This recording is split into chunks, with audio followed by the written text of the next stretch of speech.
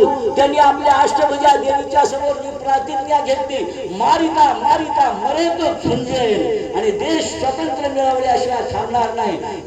लक्षात घ्या, आमचं वेद उपनिषद सुद्धा हे सांगतात. विवेकानंदांनी उपनिषदामधलं एक वाक्य वापरलं, ते सावरकरांना सुद्धा लागू आहे. आणि ते वाक्य अशा प्रकारचं आहे की मी कुठल्याही प्रकाराने थांबणार नाही. उत्तिष्ठ जागृत प्राप्त वरांनी बोध, उठा जागे व्हा आणि आपलं ध्येय प्राप्त होईपर्यंत थांबू नका. अशा प्रकारचा आदर्श सावरकरांनी आपल्या डोळ्यासमोर ठेवला आणि देश स्वतंत्र होईपर्यंत कुठल्याही प्रकारची विश्रांती घेतली नाही. अशा प्रकारचे जाज्वल्य जीवन जे जगले, त्यांच्या जीवनाकडे पाहताना मग आपल्याला लक्षात घेतलं येईल की त्यांनी जी प्रतिज्ञा घेतली ती जीवनावर पाळली का नाही. लक्षात घ्या, त्यांना काय म्हणतात, त्याला कॉलेजमधून रेस्ट तिकीट केलं, त्यांच्यासाठी पैसे भरले वगैरे सगळं ठीक. 1906 मध्ये काँग्रेसच्या व्यासपीठावर चतुसूत्री आली. त्या चतुसूत्रीतलं पहिलं होतं विदेशी मालावर बहिष्कार. काँग्रेसच्या व्यासपीठावर 1906 ला आली. सावरकरांनी 1905 मध्ये पुण्यामध्ये लकडी पुलाच्या खाली उतरून विदेशी मालाची होळी ज्या वेळेला आम्ही विजयादशमी साजरी करतो त्या दिवशी केली आणि सांगितलं की विदेशी वापरू नका. विचारू, आत्मचिंतन करा. आपल्या घरात किती विदेशी वस्तू आहेत. आम्हाला जर आमचा देश उभा करायचा असेल तर थोर महात्मे होऊन गेले, चरित्र त्यांचे पहा जरा, एवढे म्हणून थांबायचं नाही. त्या चरित्रातलं काहीतरी घ्यायचं. ज्ञानेश्वरीची जेव्हा सगळीकडे प्रसिद्धी झाली आणि पारायण व्हायला लागली, नामदेव महाराजांना म्हणावं लागलं, नामावने ग्रंथ श्रेष्ठ ज्ञान देवी एक तरी ओवी अनुभवावी. अरे अनुभव घेत कसा, वाचता कशाला चरित्र. म्हणून आम्हाला त्यांच्या जीवनातली राष्ट्रभक्ती जर घ्यायची असेल तर त्याच्या पाठीमागचा एक एक भाव आम्ही लक्षात घेतला पाहिजे. जेव्हा त्यांनी इंग्लंडला जायचं ठरवलं बॅरिस्टरी शिक्षणासाठी, अहो ते तर होईल, बाय प्रॉडक्ट आहे.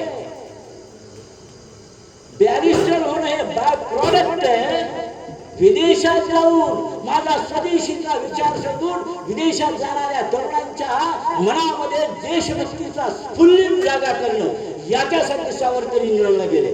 लक्षात घ्या, ज्या वेळेला टिळक पेपर वाचत बसले होते त्याला सावरकर त्यांच्या समोर आले. सावरकरांना पाहिलं की ते म्हणाले, आत्ताच मी रामजी कृष्ण श्यामजी कृष्ण वर्मा यांनी दिलेल्या 2 ज्या शिष्यवृत्ती आहेत ते वाचत होतो. एका शिष्यवृत्तीचं नाव आहे महाराणा प्रताप आणि दुसऱ्या शिष्यवृत्तीचं नाव आहे छत्रपती शिवाजी महाराज.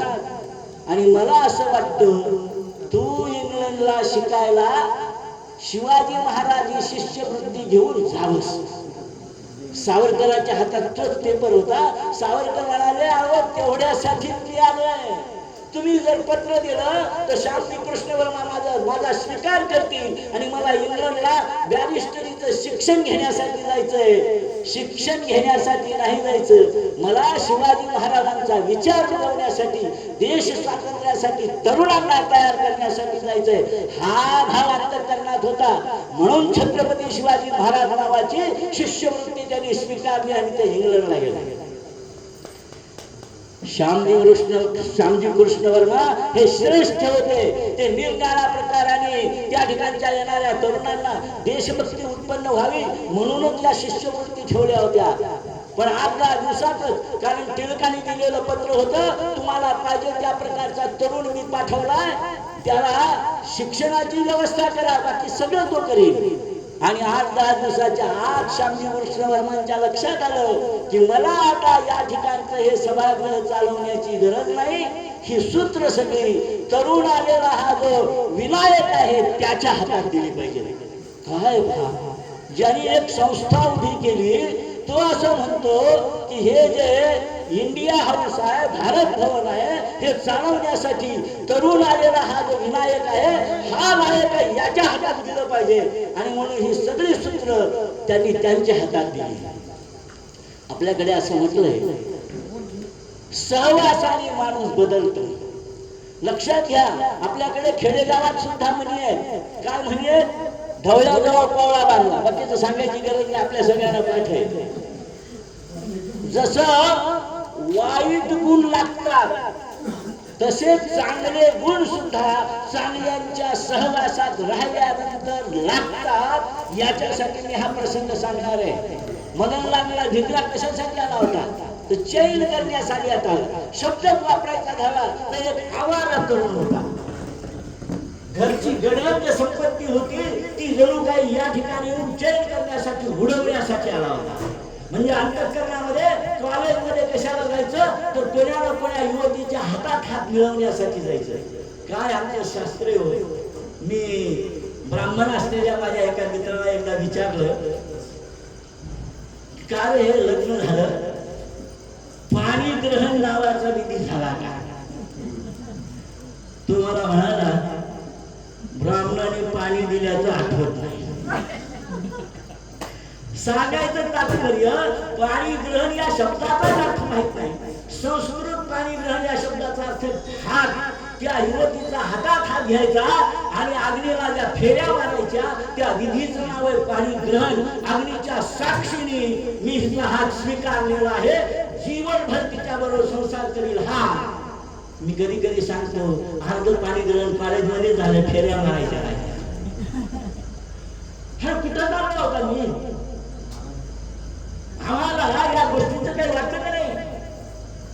आम्हाला जर हे सुधारायचं असेल तर या चरित्रांच्या मधून ह्या प्रेरणा घेतल्या पाहिजे. मी सांगत होतो, सहवासाने माणूस बदलतो.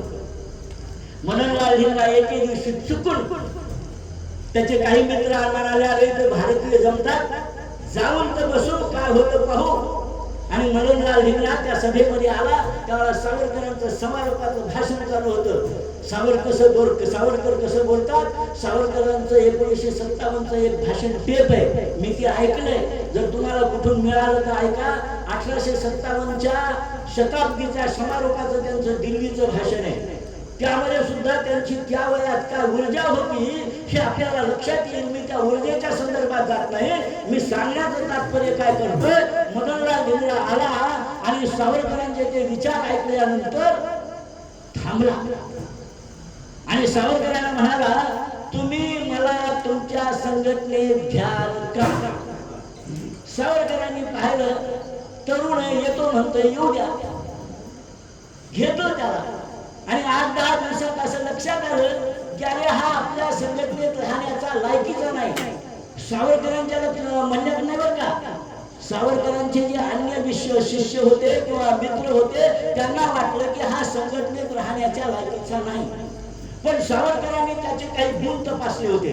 लक्षात घ्या, गुणग्राहकता आमच्याकडे सर्वात महत्वाचा जर दोष काय असेल तर आम्ही माणसांना ओळखत नाही.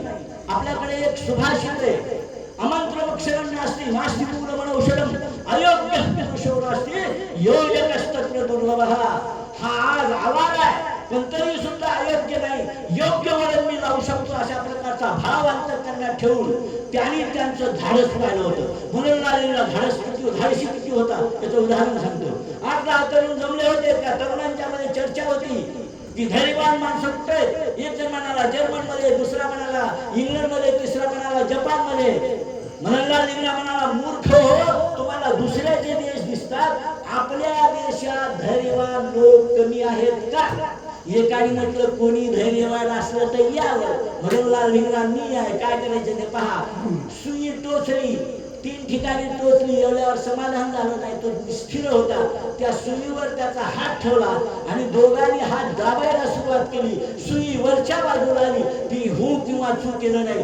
हे धैर्य सावरकरांनी त्याचं पाहिलं होतं. याही पलीकडे जाऊन 1857चा बिल्ला असा आपल्या खिशाला लावून, बॅच लावून तो इंग्लंड सारख्या शहरात, ज्या देशामध्ये ब्रिटिशच सगळे राहत होते मोठ्या प्रमाणावर आणि स्वातंत्र्याचा विचार मांडायला बंदी होती, त्यांच्या समोर टिचून त्याने हे बिल्ला लावला, स्वातंत्र्याचे सर्व चिरावी हो म्हणून. एकाने कोणीतरी त्याला तो बिल्ला काढ म्हणून असा ओढला आणि फाडला. मननलाल धिंगराने त्याला उचललं आणि त्याच्या छातीवर पाय ठेवून त्याला म्हटलं, माझा बिल्ला देतो का तुझी संपवू? काय इंग्रजीमध्ये म्हटलं असेल ते. त्याला लावायला लावला. एका ब्रिटिश व्यक्तीला इंग्लंड मध्ये बिल्ला लावायला लावलं सोपी गोष्ट आहे. हे धैर्य सावरकरांनी पाहिलं होतं आणि म्हणून याच्या धैर्याला आज वेगळी दिशा असेल, मी याला दुसरी दिशा देईन. आणि म्हणून सावरकर मदनलाल धिंगराला म्हणाले की तुला देश कार्य करायचं आहे का? म्हणाला हो. मग एके दिवशी असं झालं की सावरकर आणि दुसरी गोष्ट सावरकरांच्या समारोपाला तो भाषणाला यायचा, अन्य गोष्टीच्या वेळेला तो यायचा नाही. एके दिवशी काय झालं, सावरकरांचं समारोपाचं भाषण सुरू झालं पण मदनलाल धिंगरा त्या ठिकाणी आलाच नाही. बरं आला नाही तरी होऊ शकतं, पण बाजूच्या खोलीमध्ये टेप रेकॉर्ड लावून त्याच्यावर नाचणं सुरू होतं. त्यावेळेला अशी ती गोल फिरणारी तलकडी असायची, त्याच्यावर त्याचे मित्र नाचत होते. सावरकरांनी आपलं भाषण बंद केलं, त्यांना आवाजच इतका मोठा येत होता आणि त्याच्या जाऊन पाहिल्यानंतर बाकीचे सगळे मित्र गेले. सावरकरांनी त्याला एकच वाक्य उच्चारलं. सावरकर म्हणाले, मदनलाल धिंगरा देशभक्तीच्या गप्पा मारतो आणि या प्रकारच्या नाच गाण्यांच्या मध्ये मित्रमैत्रिणींच्या मध्ये तू राहतोस, कशाची तुझी देशभक्ती? मदनलाल धिंगरा 2 दिवस सावरकरांना भेटला नाही. जर सावरकर आपल्यावर नाराज झाले असतील तर आपण निघून जावं अशा प्रकारचा विचार करून, पण एकदा भेटू म्हणून सावरकरांच्या खोली समोर सावरकर 10 वाजता जेवायला बाहेर पडत, त्यावेळेला खोली समोर तो उभा राहिला. सावरकर खोलीतून बाहेर पडले आणि मदनलाल धिंगराला पाहून त्याच्या डोक्यावरून आणि पाठीवरून हात फिरवला आणि म्हणाले, अरे मदन, कुठे गेला होता 2 दिवस? म्हणजे 2 दिवसापूर्वी काय झालंय सावरकर विसरून गेले. आणि त्याला जवळ घेतलं. त्यांनी एक वाक्य वापरलं, हुतात्मा होण्याची वेळ आली आहे का? त्याने मदनलाल धिंगरा म्हणाला, सावरकरांना त्यांनी विचारलं तर सावरकर म्हणाले, असा जर कोणी तयार झाला असेल तर हुतात्मा होण्याची वेळ निश्चित आली पाहिजे. मदनलाल धिंगरांनी सांगितलं, माझा निश्चय झालाय, मला सांगा काय करायचं ते. सावरकर म्हणाले, घाई करू नको, तुला सांगतो. 1 जुलै 1909 या दिवशी कर्जनवाहिनीला मारायचं ठरलं. लक्ष द्या, एक आवारा तरुण आता सर्वस्व आवारगिरी सोडून देशभक्तीकडे आलेला आणि कर्जनवाहिनीची त्याची मैत्री होती. त्याच्या घरी जाऊन केव्हाही गोळ्या घालता आल्या असत्या, त्या गोळ्या एकांतात न घालता त्या संघटनेचा जो वाढदिवस आहे 1 जुलै, त्या दिवशी मारायचं ठरलं 1909 ला. आणि तो सभागृहामध्ये गेला. रात्रीच्या वेळेला कर्जनवाहिनी आला, त्यावर गोळी झाली. लाल काका मध्ये आले, पुन्हा गोळी झाली. त्याची पत्नी मध्ये आली, पुन्हा गोळी झाली. तिसरी गोळी त्या कर्जनवाहिनीला लागली, अजून 2 गोळ्या लागल्या. इकडचं वर्णन करायचं झालं तर असं करता येईल. पहिल्या गोळीच्या वेळेला जे भित्रे होते ते पळाले. दुसऱ्या गोळीच्या वेळेला भित्रे होते पण आपण भीट आहोत असं दाखवत होतं, तेही पळाले. तिसऱ्या गोळीच्या वेळेला सभागृह 90% पार झालं होतं. पण त्यांच्याही पैकी काही धैर्यवान माणसं असतात, त्यातल्या 10-15 जणांनी एकाच वेळेला मदनलाल धिंगरावर चाल करून त्याला खाली पाडला. त्याच्या बोकांडीवर 5-6 जण बसले.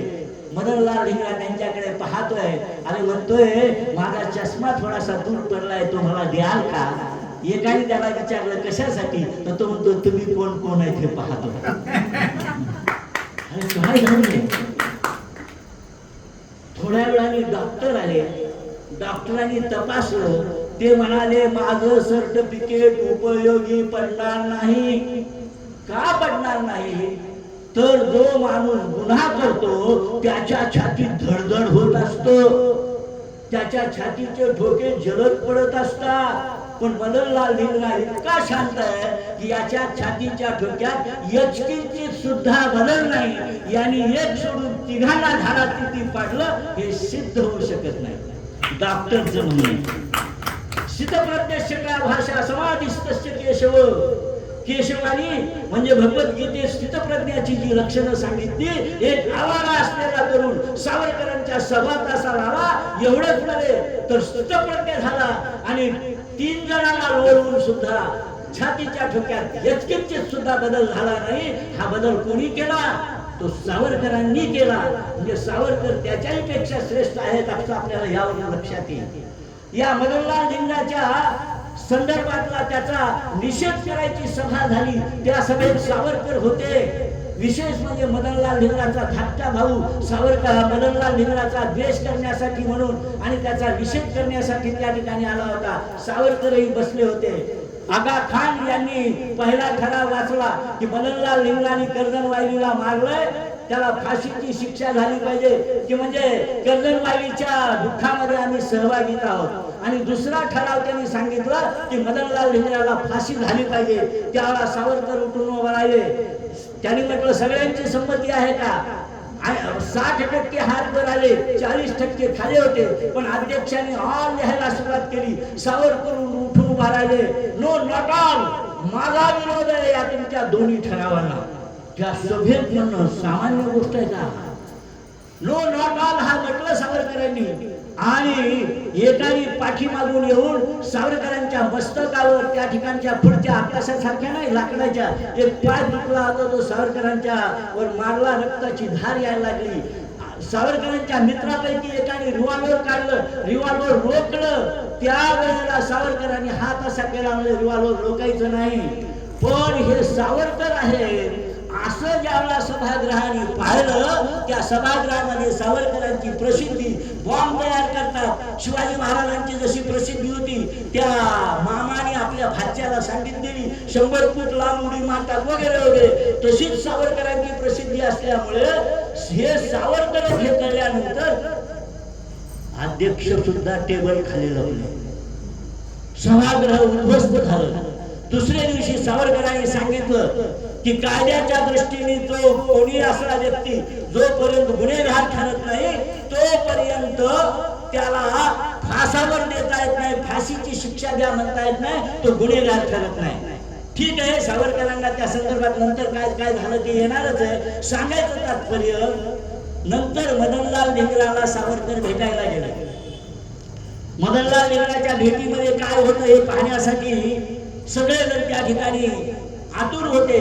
दोघांचा सांकेतिक संवाद झाला. सांकेतिक संवादला की 2-3 वाक्य तुम्हाला सांगतो. मदनलाल धिंगरा शिष्य आहे, सावरकर त्याचे गुरु आहे.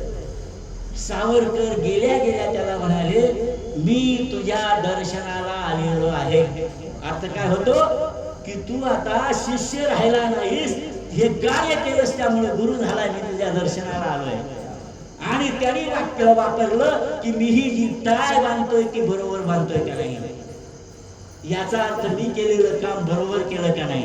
दोघांनी एकमेकाला आपला संदेश दिला. पण त्या ठिकाणच्या पोलिसांना यातलं काहीच कळलं नाही. खैर, मला त्याच्याही खोलात जायचं नाही. सावरकरांना मदनलाल धिंगराला फासावर देण्याची तारीख 17 सप्टेंबर ही 17 ऑगस्ट ही ठरली. त्याच्या आदल्या दिवशी त्याच्या खोलीवर जाऊन त्या ठिकाणचा जेलर पाहत होता. तो त्यावेळेला मदनलाल व्यायाम करत होता. दुसऱ्या दिवशी फासावर जायचं हे व्यायाम करताय. त्या जेलरने विचारलं, अरे उद्या तुला फासावर जायचंय, आता व्यायाम कशाला करतोस, याचा काही उपयोग आहे का? त्यांनी सांगितलं, आमच्याकडे भगवंतांनी सांगितलंय की या जन्मात जे अधुरं काम राहिलंय ते पुढच्या जन्मात करता येतं, त्यासाठी शरीर सुदृढ असलं पाहिजे म्हणून आता व्यायाम करतोय. अरे काय हे? आणि आणखीन एकाने विचारलं, तुला काय पाहिजे? म्हणजे मी कॉलेजमध्ये जाताना भांग काढून व्यवस्थित जात होतो, इथं आरसा आणि कंगवा नाही, तुम्हाला द्या. मृत्यूच्या दारात उभा आहे आणि आरसा आणि कंगवा पाहिजे म्हणतो.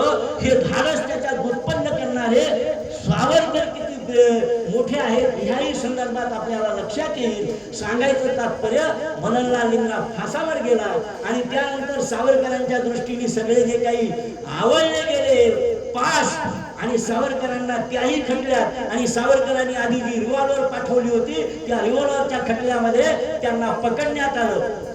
सावरकर आधी फ्रान्स मध्ये गेले. मी धावता आढावा घेत होतो बरं का, पण पकडण्यात आले हे सांगितलं तर काय पकडण्यात आले हे कळायचं नाही, म्हणून पुन्हा सांगतो, थोडं मागे जातोय. सावरकर फ्रान्स मध्ये गेले. त्या ठिकाणून कार्य करू लागले. पण त्यांच्या मनात विचार यायला लागला, मी एका तरुणाला प्रेरणा दिली आणि त्या प्रेरणेप्रमाणे फासावर गेला. फासावर जाण्यासाठी आणि जेलमाल्यासाठी घाबरून मी फ्रान्समध्ये आलोय हे बरं दिसत नाही. लोक म्हणतील सावरकर घाबरले आणि म्हणून सावरकरांनी ठरवलं जे इंग्लंडमध्ये होईल ते पाहू. म्हणून सावरकर इंग्लंडमध्ये आले, त्यांना अटक झाली. त्या काव्याचा संदर्भ या ठिकाणी ने मनसीने परत मातृभूमीला सागरा प्राण तळमळला हे काव्य पाहिलं. अंदमानाचा अनेकांनी विषय काढला म्हणून शेवटचा प्रसंग पण आधी सांगतो. अंदमानामध्ये सावरकरांच्या कवितेमधल्या 4 ओळी होत्या. त्या 4 ओळी आमच्याकडच्या एका करंट्या मंत्र्यांनी, त्या काळच्या ह्या नाही बरं का, आधीच्या आय्यर नावाच्या, मला नाव त्याचं आठवत नाही, मी विसरू इच्छितो म्हणून असेल कदाचित, मणिशंकर आय्यरनी त्या ओळी काढल्या की घेतले व्रतने हे आम्ही अंधतेने लब्ध प्रकाश इतिहास निसर्गमाने जे दिव्य दाहक म्हणून असावयाचे बुद्ध्याचे मान धरिले करी हे सतीचे. या ओळी काढल्या. नंतर ज्यावेळा परिवर्तन झालं आणि मोदी पंतप्रधान झाले त्यावेळा त्या ओळी पुन्हा बहाल झाल्या. त्याच्यानंतर मी गेलो, मीही अंदमानात जाऊन आलो. ते प्रत्यक्ष सावरकरांची कोठडी पाहिली. अंतःकरणाला ते पाहिल्यानंतर जे भाव उत्पन्न झाले ते शब्दामध्ये वर्णन करता येणार नाही. मी सांगत होतो सावरकरांना अटक झाली. सावरकर म्हणतात माझी उडी विसरली तरी चालेल, पण मी जे सांगितलंय ते झालं पाहिजे, म्हणून मी उडीच्या खोलात जाणार नाही. उडी आपण मागे ऐकली, इथेही त्याचा उल्लेख झाला. सावरकर कारागृहात आले आणि त्यांना शिक्षा झाली 2 जन्मठेपेची. पत्नी समोर आहे. 50 वर्ष सावरकर इंग्रजांना म्हणतात त्यारे 25 वर्षाची जन्मठेप असते, तुम्ही मला 2 जन्मठेपेची शिक्षा दिली. लक्षात घ्या, तुमचा धर्म पुनर्जन्म मानत नाही, निदान माझ्यामुळे का होईना तुम्ही पुनर्जन्म मानला. एवढंच बोलून थांबले नाही तर सावरकर म्हणाले तुमचं राज्य तरी 50 वर्ष राहणार आहे का. हे 1910चे उद्गार आपल्याला लक्षात येईल. 50 वर्ष ब्रिटिश या देशात राहिले नाही, याला दिव्य दृष्टी म्हणतात. ती सावरकरांच्याकडे होती. आणि मग पत्नीला जो उपदेश केला तो सांगितला गेला, पण 2-3 वाक्यात सांगून मी पुढे जातो. ते म्हणतात या ठिकाणाहून 4 काटके आणले आणि त्या ठिकाणाहून 4 काटके आणलं आणि एक संसार करणं, त्यात कावळे चिमणे सुद्धा करतात. आणि आम्हाला या राष्ट्राचा संसार करायचा आहे की घेतलेले व्रतन हे आमतेने हे आमचं आहे. हे मातृभूमी तुझला मनवाही गेले, वक्तृत्व वाग्मी होई तुझा अर्पी गेले. तू ती अर्पिली नवकविता रसाला, लेखाप्रती विषय तुझी अनन्य झाला. हे काय बंधू असतो जरी 7 आम्ही दिधलेच असते बळीवरी मी. आम्ही एक 3 भाऊ आहोत, 3 भाऊ या कार्यामध्ये आहेत आणि आमच्या 3घांच्या पत्नी सुद्धा या कार्यात आहेत. 3घांच्या पत्नीने केलेली कमाल सुद्धा मी सांगेन, पण आता वेळ नाही म्हणून एकच सांगतो. पोटाला बॉम्ब बांधून या युवती निरनिराळ्या ठिकाणी सावरकरांच्या विचारासाठी बॉम्ब देण्यासाठी सगळीकडे फिरल्या. बॉम्बची विद्या हेमचंद्र दास आणि सेनापती बापट यांनी ज्यावेळा घेतली त्यावेळा 2 बॉम्ब तयार केले आणि बॉम्ब घेऊन भारतात निघाले. त्यावेळा सावरकरांनी सांगितलं बॉम्ब नेऊ नका, तुम्ही पकडले गेलात तर जाल. बॉम्ब न नेता बॉम्ब विद्या भारतात न्या. आणि सावरकरांनी त्यांच्याजवळ बॉम्ब विद्या दिली. ती बॉम्ब विद्या हेमचंद्र दास आणि आता सांगितल्याप्रमाणे सेनापती बापट यांनी भारतात आणली. खुदिराम बोसने पहिला बॉम्ब स्फोट जो केला तो ही विद्या आल्यानंतर केला. सावरकरांनी जी रिव्हॉल्वर पाठवली त्या एका रिव्हॉल्वरनी जॅक्सनचा खून अनंत कानेरे 9वीत शिकलेल्या विद्यार्थ्यांनी केला. फार वय नव्हतं, 9वीत शिकणारा विद्यार्थी होता. ही सावरकरांच्याकडून घेतलेली प्रेरणा होती. अंदमानामधलं जीवन वर्णन करायचं झालं तर त्याच्यावर 1 तास जाऊ शकतो, पण सावरकरांनी केलेल्या त्या ठिकाणच्या कामाचा उल्लेख करताना पाव खाल्ला बाटला, एक काय अन्नपणाचं घेतलं बाटला की बाटलीचा धर्म संपवून टाका. आणि सांगितलं जे परधर्मात गेले त्यांना स्वधर्मात घेतलं. आणि अशा प्रकाराने चळवळ चालवल्यानंतर 2 जन्मठेपेची शिक्षा भोगल्यानंतर सुद्धा जिवंत जाता येईल का नाही अशी स्थिती असताना कुठल्याही प्रकारची चिंता केली नाही. कोलू ओढला, अनेक वेळा बेहोश पडावं लागलं, भावाची भेट झाली, सगळ्या गोष्टी झाल्या. पण 11 वर्षांनी ब्रिटिशांना त्यांना भारतात आणावं लागलं. भारतात 4 वर्ष राहिले, एकंदरीत 3 वर्ष राहिले, याचाच अर्थ 14 वर्ष त्यांना जेलमध्ये राहावं लागलं. ती तुलना करताना त्यांनी सांगितलं की ज्याप्रमाणे प्रभू रामचंद्र वनवासात 14 वर्ष राहिले, तसा मला हा 14 वर्षाचा वनवास पत्करावा लागला. मला त्याचं काही वाटत नाही. रत्नागिरीला गेले, त्यांचं जे पत्र आहे की ज्याच्यामध्ये त्यांना माफीवीर वगैरे म्हणतात, हे धागांत खोटं आहे. लक्षात ठेवा, बाहेर गेल्यावर आपल्याला काहीतरी कार्य करता आलं पाहिजे. फार मोठं उदाहरण देऊन सांगणं थोडं अवघड जातं, पण सांगतो. ही राजकारणामधली स्ट्रॅटेजी असते. जिवंत राहिलं तर काम करता येईल. शिवाजी महाराजांनी सुद्धा अफजल खानाला जी पत्र पाठवली होती, त्यामध्ये मी फार घाबरलोय असं म्हटलं होतं. 3 पत्र आहेत. खरंच शिवाजी महाराज घाबरले होते का? शिवाजी महाराज घाबरले असं जर म्हणू शकतात, तर या ठिकाणी जेलमध्ये सडत राहण्यापेक्षा बाहेर जाऊन काहीतरी कार्य करता आलं पाहिजे. हा भाव ठेवून जर असं म्हटलं असेल की मी या ठिकाणी असं लिहून देतो की पुढच्या काळात कुठल्याही प्रकारच्या राजकीय किंवा हालचाली करणार नाही, हे सावरकरांचे जे विचार आहेत ते प्रश्न झाले पाहिजेत. केवळ जेलमध्ये राहून सडणं बरोबर नाही. म्हणून सावरकरांनी ते लिहिलेलं होतं. ज्या वेळेला ते रत्नागिरीला आले, रत्नागिरीतल्या कालखंडाविषयी भरपूर बोलता येण्यासारखा एकच प्रसंग त्यातला सांगतो. जाती निर्मूलन आणि अस्पृश्यता निर्मूलनाचे कार्यक्रम केले. केवळ बोलघेवडेपणा केला नाही, तर आपल्या पत्नीला मिरण्याला वस्तीत नेऊन त्या ठिकाणी त्यांनी हळदी कुंकाचे कार्यक्रम घडवून आणले आणि आपल्याकडे त्या सर्वांना बोलवलं. सावरकर अनेकांच्याकडे जात, त्यावेळेला हा सावरकर येतात, या वीर सावरकर, या वीर सावरकर असं प्रत्येक जण स्वागत करून आत येण्याची विनंती करत असे. त्यावेळेला सावरकर दारात उभा राहून सांगत असे, एक पूर्वीचा अस्पृश्य माझ्या बरोबर आहे, त्याला आत घेणार असाल तर मी येईल, नाही तर चालू. म्हणजे सुधारणा स्वतःपासून कराव्या लागतात. त्या सर्व प्रकारच्या सुधारणा स्वातंत्र्यवीर सावरकरांनी आपल्या आचरणामधून केल्या. म्हणून अस्पृश्यता नावाची जी चळवळ आहे, अस्पृश्यता निर्मूलनाची चळवळ आहे, ती सावरकरांनी केली. मंदिरात प्रवेश नाही का?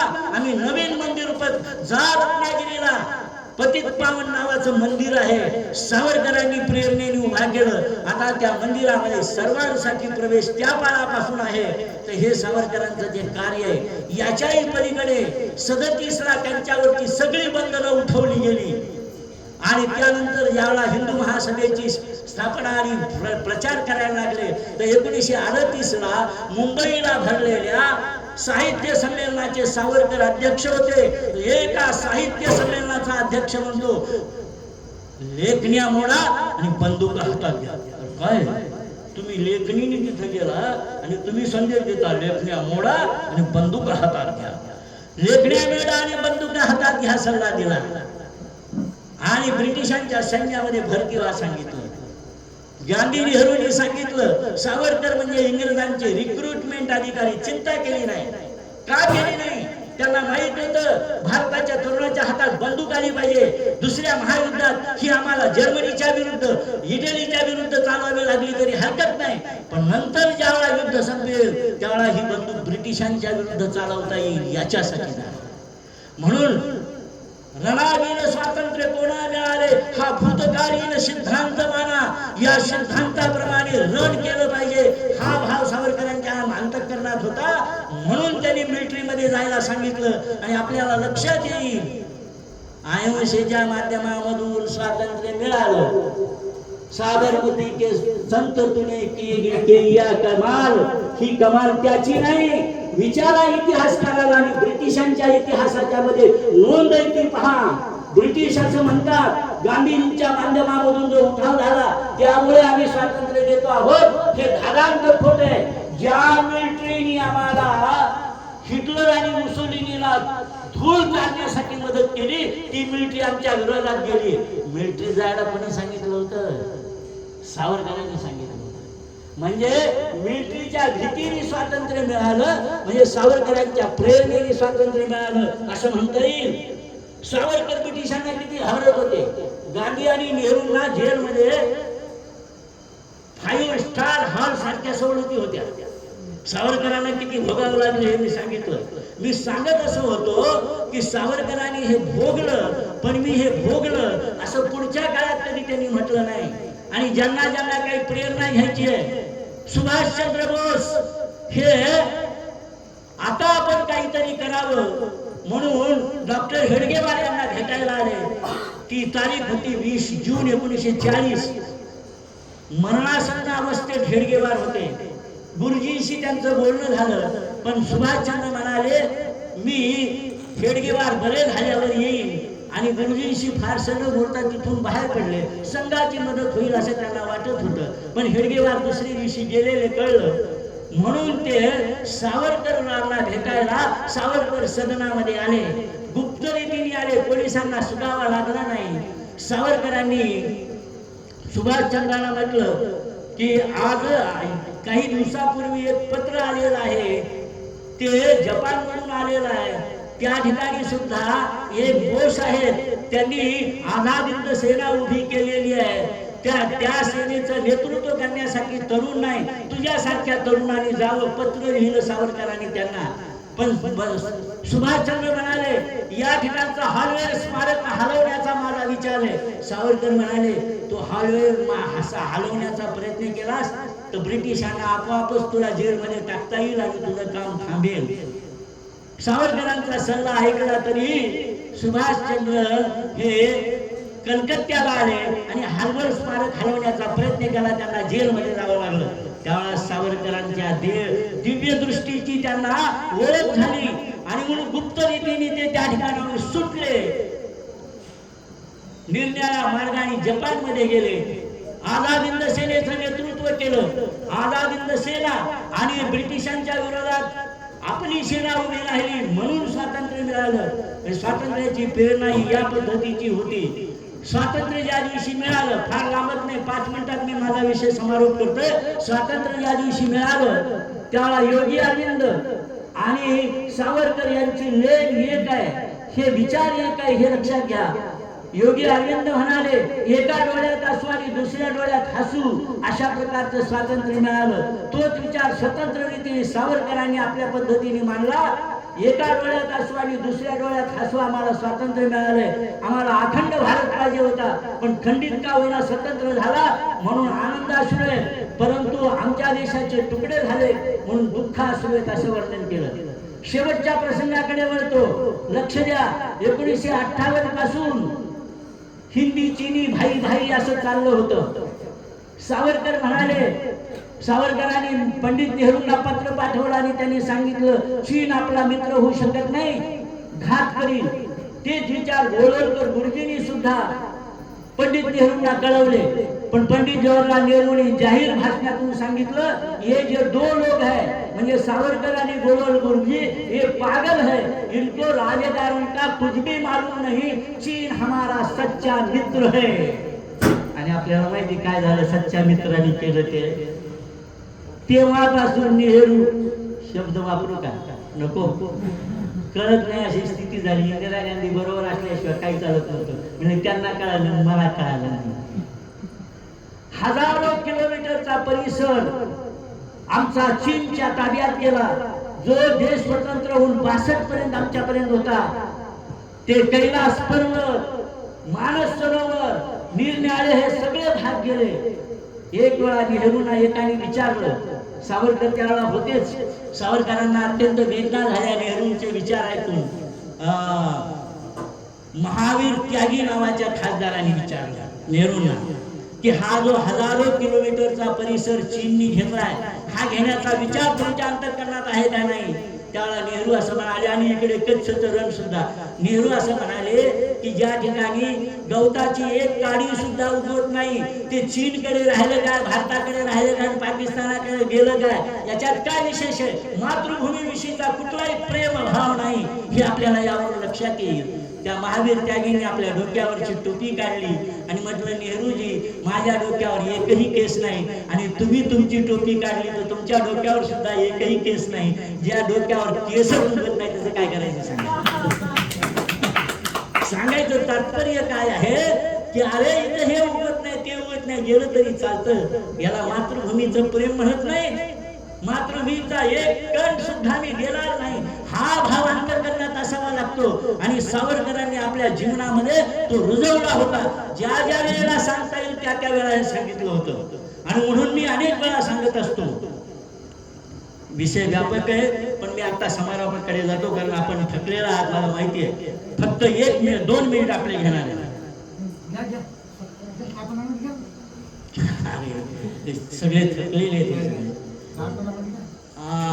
लक्ष द्या. सावरकरांनी शुद्धी चळवळ म्हणले म्हणून थोडस लांबवतोय. शुद्धी चळवळ चालवली. महापौर नावाचा शब्द सावरकरांनी आम्हाला दिला. आम्ही आमच्या मातृभूमी विषयीचा भाव अंतःकरणात ठेवला पाहिजे. हा सावरकरांचा जो मूळ विचार आहे तो जर आम्ही आमच्या अंतःकरणात ठेवला तर मग आम्ही सावरकरांचे सच्चे अनुयायी होऊ शकतो. स्वदेशीचा स्वीकार सावरकरांनी केला, तो आम्हाला करता येईल का? तो विचार करणार असू तर आम्ही सावरकरांचे अनुयायी आहोत. लक्षात घ्या, सावरकरांची प्रतिमा संसदेमध्ये लावण्यासाठी वाजपेयींना पंतप्रधान व्हावं लागलं. आत्ता विचार झाला तो असा, संसदेत लावलेल्या प्रतिमेला अभिवादन आम्ही करतो आहोत, परंतु सावरकरांना भारत रत्न मिळालं पाहिजे याच्यासाठी आम्ही प्रयत्न केले पाहिजे. म्हणून सरसंघचालकांना ज्यावेळेला विचारलं की सावरकरांना भारत रत्न द्यावं का, तर ते म्हणाले जरूर द्यावं. मी तर असं म्हणेन की सावरकरांच्या मुळे भारत रत्न याला मान्यता मिळेल, याची उंची वाढेल. सावरकरांची उंची आधीपासूनच मोठी आहे, त्यांच्या उंचीला कोणीही धक्का लावू शकत नाही. लक्षात घ्या, माध्यान्हीच्या सूर्यावर किती जणांनी थुंकण्याचा प्रयत्न केला तर काय होत असतं, थुंका त्याच्याच अंगावर पडत असतो. म्हणून कोणी जर ओरडत असेल की मी सावरकर नाही गांधी आहे, अरे तू 50 वेळा माफी मागितलीस आणि पुन्हा म्हणतो मी सावरकर नाही गांधी आहे, तर लक्षात घे की तुझ्या माफी आणि सावरकरांनी लिहून दिलेल्या जमीन आसमानाचं अंतर आहे. आणि म्हणून सावरकरांचा विचार जो हिंदुत्वाचा आहे, आज सिंधू पर्यंत ही जी त्यांनी व्याख्या केली, पितृभू पुण्यभूश्चैव, ही जी त्यांची व्याख्या आहे, या देशाला जे पितृभूमी आणि पुण्यभूमी मानतात ते या देशाचे भारतीय आहेत. यामध्ये सगळे आले पाहिजेत, हा भाव आहे. आणि ज्या वेळेला मुसलमानांच्या सगळ्या कारवाया चालू होत्या त्या संदर्भात अंदमानामध्ये त्यांनी केलेलं काम होतच, पण एकाने विचारलं की तुम्ही त्यांना तुमच्या पंथात घेणार, देश स्वातंत्र्याच्या लढ्यात घेणार का? त्यावेळेला म्हणाल सावरकर म्हणाले, आला तुमच्यासह, नाही आम्हाला नाही आला तुम्हाला वगळून, आणि आडवा आलात तर तुम्हाला तुडवून, आम्ही आमचं स्वातंत्र्य मिळवल्याशिवाय राहणार नाही. हा सावरकरांचा हिंदुत्वाचा विचार जोपर्यंत या देशामध्ये रुजत नाही तोपर्यंत या देशातली परिस्थिती बदलणार नाही. आणि आता हळूहळू तो विचार बदलायला लागलेला आहे. सावरकरांचा विचार हा स्वीकार्य आहे. आपण ज्या ज्या म्हणून संस्था आहेत त्या संस्थेची जी संस्कृत वाक्य आहेत ती वाक्य सावरकरांनी सुचवली आहे. 5-25 वाक्याचा मला उल्लेख करता येईल, पण ही सावरकरांनी सुचवलेली आज आम्ही मान्य केलेली आहेत. म्हणजे एका ठिकाणी सावरकरांचा विचार आज निरनिराळ्या रूपाने रुजवला जातोय. अशा प्रकारचे सावरकर आमच्याही अंतःकरणात रुजवले गेले तर संपूर्ण जीवन ज्यांनी राष्ट्रासाठी अर्पण केलं ते जीवन आमच्या डोळ्यासमोर सतत तेवत राहिलं तर मग त्यांच्या जीवनातले प्रसंग मग आम्हाला प्रेरणा दिल्याशिवाय राहणार नाही, हे लक्षात घ्या. सावरकरांनी आणखीन एक केलं. 1952 मध्ये अभिनव भारत नावाची जी संस्था आहे देश स्वातंत्र्यासाठी निर्माण झालेली, तिचं विसर्जन केलं. गांधी